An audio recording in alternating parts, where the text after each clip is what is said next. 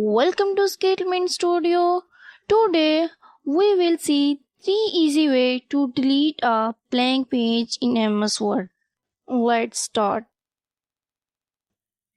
Click anywhere on the blank page you want to remove. No, 2 times press backspace and then you successfully delete page. Click view and check the box of navigation. On the left sidebar, click on the page, select blank page you want to remove. Press backspace 2 times, then page successfully removed.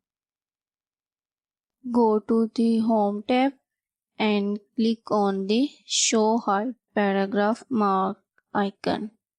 Select your page break text and then press the backspace. Successfully delete page. I hope this video helpful. Please like and subscribe to SkillMint Studio for more practical MS Word tricks.